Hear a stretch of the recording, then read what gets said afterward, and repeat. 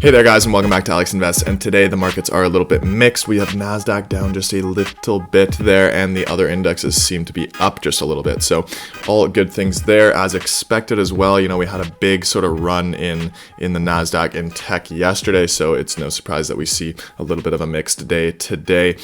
Now, the CPI data came out this morning as well, and we went up about 0.4%, so not as much as people were expecting it to go up, which kind of shows that we're not seeing as much inflation as people had expected, and that's kind of started to push up prices a little bit in the morning, and we did kind of come down a little bit from there.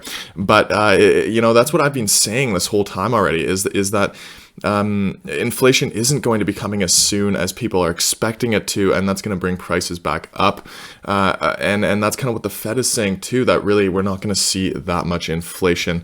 Our economy is still recovering quite a lot here, and that means there's not as much demand as people are expecting there to be so soon. And even when there is, I still don't think inflation is going to have that much of an effect. Also, as Kathy Wood says, the pricing of inflation had never left the market, and so now it's just kind of an overreaction by the market as well, and I kind of do agree with that too. Bonds as well. We had a bond auction yesterday of $58 billion, and that went very well, and is also part of the reason why we saw bond yields a little down yesterday. And that went so well, in fact, that today they're doing another auction of $38 billion worth of bonds, and that happens at 1 o'clock today. So we'll see how that goes. Definitely it could have an effect on the market, so we're going to see what happens there. You know, as prices come down now, we might see at 1 o'clock things kind of switch around back into the upside, or the opposite, depending on how that all goes. But I do have good things set for that. Now, today we are going to go over some stocks, and I want to tell you guys a little bit of a story, and this kind of goes into sort of the red markets we've seen, you know, the past 2 weeks kind of, and it's this. I was watching a show with my girlfriend, and it was this farming show about how they're going back to the traditional way of farming. Everything's kind of in one area, you know, all the animals are together, the plants and stuff, and nobody wanted to invest in that idea because it was such a kind of out there idea, and it hadn't worked in the past, and it wouldn't be efficient, etc., right? And then there was one guy that wanted to finally invest in their farm so that they could kind of start this off, and it ended up working out very, very well for the farm, ended up working out very, very well for this investor. And that's kind of how I see us as investors here too. You know, when things aren't going well, that's when you want to invest, when there isn't euphoria in the market, when things are down, when nobody else wants to invest. That's when we invest, because that's when we get good prices, and we're the first ones in there, you know, and then we get that run kind of in stock market terms. And in the farm idea, it's kind of the same thing. We have, you know, nobody wanting to invest in this idea. Euphoria is at an all-time low, and it ends up working so well that, you know, afterwards, there's a bunch of other people that want to do this, and they want to invest. And so it's kind of important to understand that when euphoria is high, that's not when you want to invest. You want to invest when euphoria is at an all-time low, which now we're kind of in the middle, so it's still a good spot, and prices are still low. But, you know, in general, it was last week kind of when the markets were really, really down, when you wanted to buy, and that's when I was buying too. And it's funny because on February 18th around, before I came to Ontario, I was thinking about selling my entire portfolio at sort of all-time highs. Euphoria was at an all-time high, and I was thinking to myself, this can't last. When euphoria is this high, everybody wants to buy. Things are going to go down. And then when everybody wants to sell, and things are at all-time lows, and nobody wants to invest, that's when you want to buy. So I didn't end up doing that. I was going to, you know, sell my portfolio, post a video on it, make it really interesting, and I decided, no, you're crazy, don't do that. Now, I'm not saying that this is kind of a good idea, because you can never really time the market, but it was something that I was thinking of doing, kind of like what I did in March 2020, right?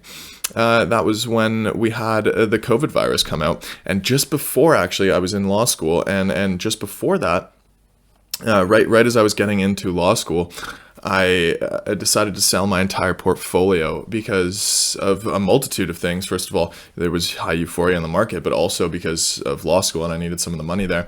So yeah, and it ended up working really well for me. I was able to reinvest all of that money again at sort of those lows, those March 20 lows, right?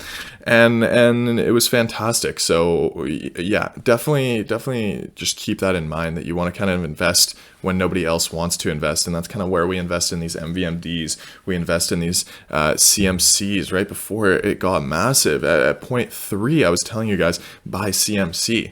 And that was when nobody else wanted to invest. And then Bloomberg posted about it, and there was a bunch of other posts about it. And then all of a sudden, the price is now, the 1.3 level. So you would have already basically tripled your money on that.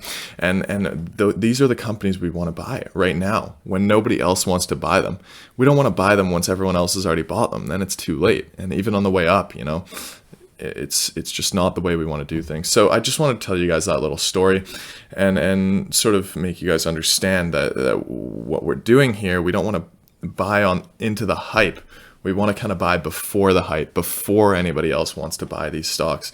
And that's kind of what I focus on in the market. So anyways, let's go through a couple of stocks here today. And we won't go through much here, but it's just kind of a fun video here today for you guys. So fuel cell energy. We have financials coming out here on the 16th, so we will be going over those, of course.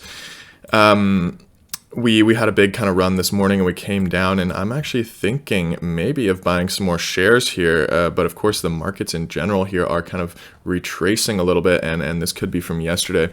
It could be in anticipation of sort of this bond auction, because nobody knows what's going to happen there. And it could be partially a bunch of other things. Who really knows, right? But yeah, I am thinking about that. Also thinking about selling SOS here, because their last financial statements, it's funny, they make less revenue than this company right here, DigiCrypt, a blockchain, and they're about 20 times the price. And so I'm thinking about selling SOS at a loss and buying DigiCrypt here instead. And SOS kind of goes into this narrative of what I was saying earlier as well, because I bought this one at kind of all-time highs here, right? I bought at $11 and didn't sell at around that $16 mark. That was kind of the highs there. And if you're not going to sell, soon after, if you're not doing like a swing trade or something like that, then it's not kind of a good idea, if you're investing for the long term, to buy these stocks when there's a lot of hype, when there's a lot of euphoria around them. And I know we all do it, just like I did it here. And now I'm down about 42% on that stock. And that's kind of why I'm struggling with selling it or not. But that's exactly what you don't want to do. And I know we all do it, and we're all victim to it at some point. But that's not the way you want to invest. Other than that, we can kind of just see the market is kind of normalizing again here a little bit. Something's red, something's green, and it's good, especially after seeing those huge runs yesterday. It's nice kind of seeing just a little bit of green today, a little bit of red instead of all red again, which could have been a possibility just because of all the green that we saw yesterday. So yeah, that's pretty much it for you guys today. I just wanted to give you guys a little bit of an update there, and enjoy the day, enjoy the green, be happy, you know what I mean? And other than that, I'll see you guys tomorrow.